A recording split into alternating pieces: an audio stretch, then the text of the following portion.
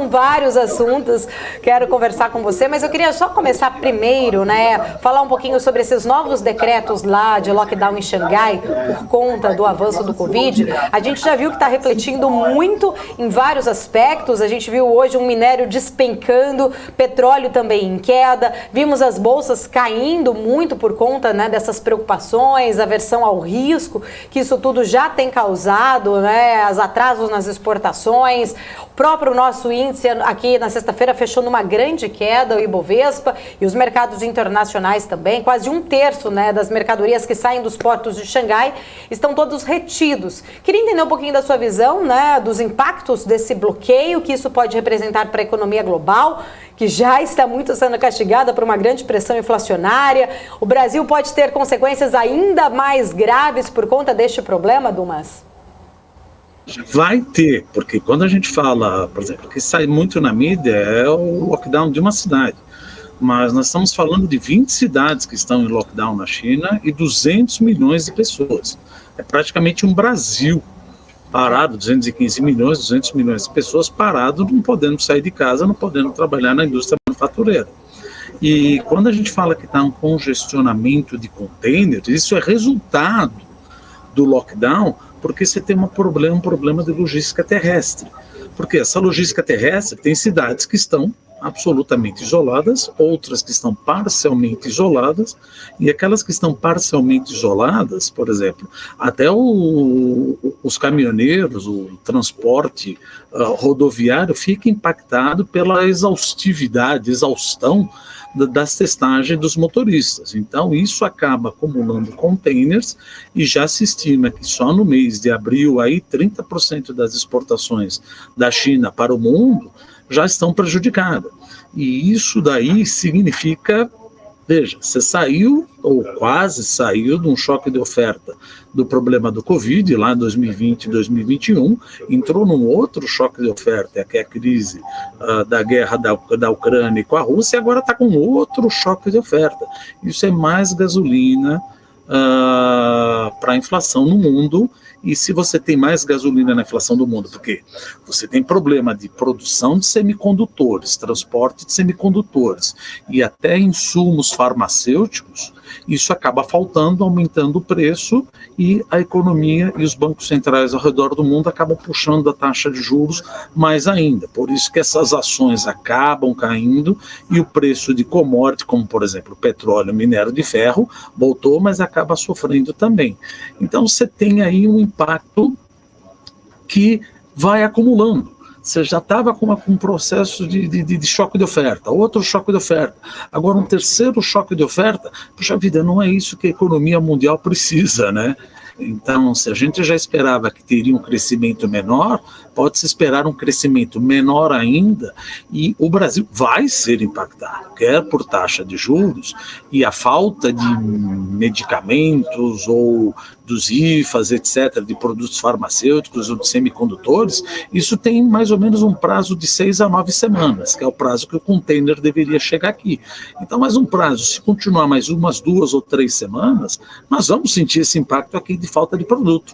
Falta de produto com a demanda status quo como está, acaba levando um aumento do nível de preço. Aumento do nível de preço, como nós já falamos aqui, mesmo sendo choque de oferta, o Banco Central precisa responder, porque senão o produtor ou aquele que tem o poder do insumo, ele fica absolutamente livre para repassar esse aumento de preço para toda a cadeia.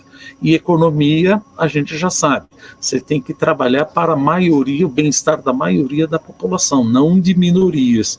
Então você tem aí o risco de alguns empresários, de algumas empresas ter a margem esquisada, dando uma pegada. Infelizmente, essa é a notícia, e que é praticamente um Brasil. E a gente fala, não, mas eles não podem ficar em home office, é o que a gente sempre diz. Não dá para fazer home office numa indústria manufatureira. Não dá para fazer home office. Então, está parado.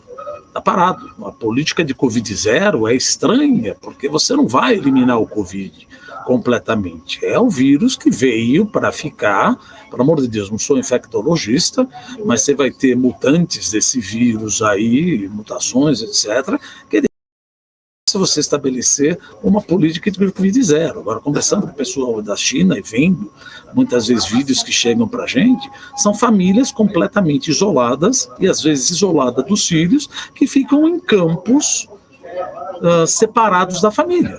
E é praticamente em quartéis, assim, separado, como se fosse um campo de uma UTI, que não é uma UTI, porque você não está entubado, mas você fica completamente separado da família. E você tem apartamentos selados, ou seja, bloqueado completamente pela polícia, que é para ninguém sair. Então não tem como isso ajudar a economia, não tem como isso favorecer o preço de ativo de risco, não tem como isso não trazer mais um impacto no preço dos produtos que virão da China, que estão indo para a China, não tem como isso não colocar mais gasolina na inflação. Agora, por outro lado, se é que a gente pode dizer que isso aqui é um ponto positivo ou negativo, o preço do petróleo que chegou lá para 130, 140 dólares, voltou.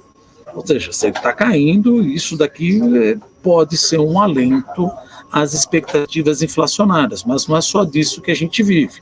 Porque aí você vai pegar pelo lado do fertilizante, já saindo da China, entrando na Rússia e na Ucrânia, o preço do fertilizante continua do jeito que está, o preço do alimento continua subindo. Vamos esperar o IPCA 15 e ver até que ponto essa política monetária contracionista está realmente surtindo efeito, e para ver a próxima ata do cupom, o que o Banco Central vai fazer. Espera-se aí que vai continuar puxando a taxa de juros, prejudicando o crescimento. Não só no Brasil, mas no mundo inteiro. Não acho que teremos uma recessão, mas certamente, como nós já falamos aqui, o crescimento de 2021, 2022 será menor que 2021.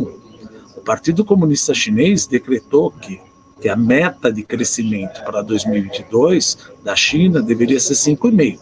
Acho muito difícil, provavelmente 3,5 a 3,9. Isso se o Partido Comunista Chinês não usar novamente as incorporadoras, como a Evergrande, etc., para continuar fazendo projetos de real estate, de ativos imobiliários e mais infraestrutura. Porque toda vez que a China entra, ou o mundo entra num problema, como aconteceu em 2008, como aconteceu em 2020, o consumo não aumenta e a exportação acaba tendo algum problema, o que eles fazem? Eles impulsionam os investimentos. Investimento aonde? Justamente em infraestrutura e real estate. Quer dizer, você acaba self-inflicting, se auto-infringindo mais overcapacity. Você acaba construindo mais elefantes brancos na cidade, no país, e isso acaba prejudicando a saúde dos bancos. Você acaba tendo mais dívidas não cobráveis, ou seja, non-performing loans. Teremos uma crise bancária? Mas de jeito nenhum. Não existe isso de crise bancária na China. Por quê? Porque a conta capital é fechada. No final do dia, você não tem para onde fugir.